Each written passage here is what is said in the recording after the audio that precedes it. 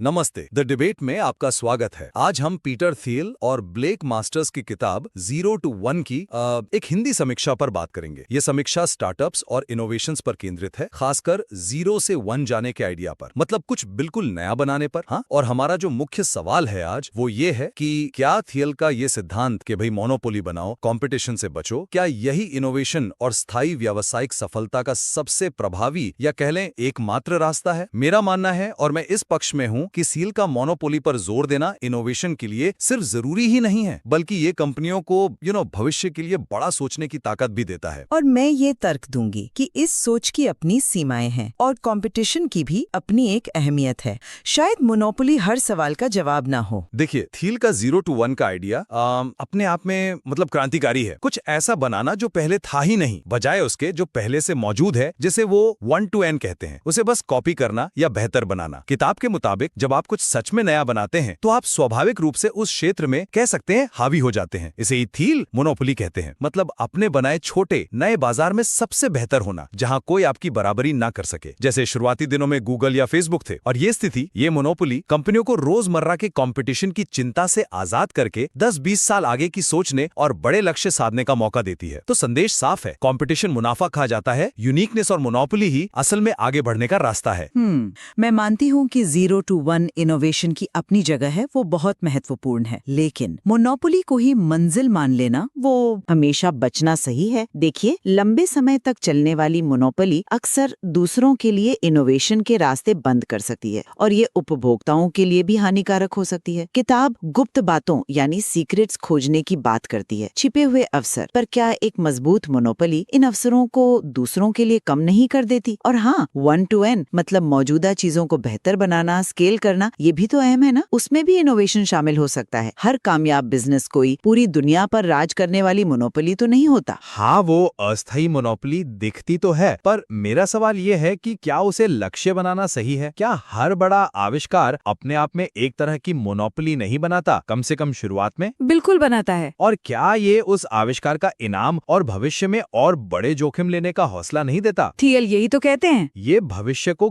गढ़ने जैसा है, न कि सिर्फ बाजार के हिसाब से चलने जैसा। और जो मोनोपोली से पैसा आता है, वही कंपनियों को छोटी मोटी फिक्र छोड़कर 10-20 साल आगे देखने की हिम्मत देता है, जैसा किताब में भी जिक्र है। उस दीर्घकालिक सोच वाली बात में दम है, मैं मानती हूँ, पर क्या यह हकीकत से थोड़ा दूर नहीं? मतलब मोनोपोली का जानबूझकर पीछा करना, जैसा थियल कहते हैं, क्या ये बाजार को संकुचित नहीं करता? कंपटीशन, हाँ मान लिया, वो मुनाफा कम करे, लेकिन क्या वो कंपनियों को लगातार बेहतर बनने और ग्राहकों को ज्यादा वैल्यू देने के लिए उकसाता नहीं? और क्या हर बिजनेस के लिए ये मुमकिन भी है कि वो मोनोपोली का सपना देखे? कई इंडस्ट्री तो आप जानते हैं स्वभाव से ही बहुत प्रतिस्पर्धी होती हैं। किताब एक मजबूत फाउंडिंग टीम की बात करती है। क्या ऐसी टीम कंपटीशन के बीच भी लंबा नहीं सोच सकती? इसके लिए मोनोपोली ही क्यों जरूरी है?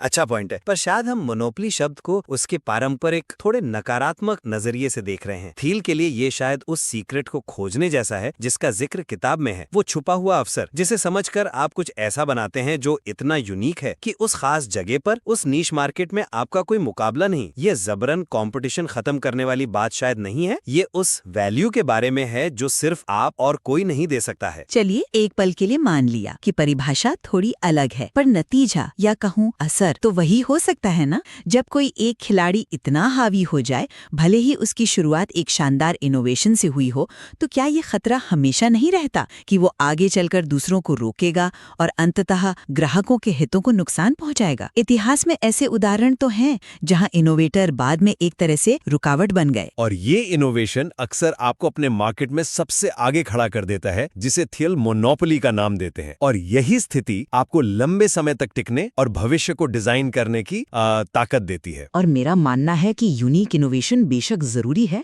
लेकिन सिर्फ मोनोपोली पर ही सारा ध्यान देने से हम कंपटीशन के फायदों और कई बाजारों की जो असलियत है उसे नजरअंदाज कर सकते हैं। शायद इनोवेशन और एक स्वस्थ कंपटीशन के बीच एक तरह का संतुलन ज्यादा जरूरी है। हाँ, निश्चित रूप से थियल के विचार जो पारंपरिक बिजनेस सोच है उसको चुनौती तो देते हैं और सोचने पर मजबूर करते हैं। बिल्कुल, और मोनोपोली बनाम कंपटीशन, इन दोनों ही नजरियों को समझने से इनोवेशन की रणनीति की एक गहरी समझ बनती है। इस समीक्षा और किताब में यकीनन सोचने के लिए और भी बहुत कुछ है।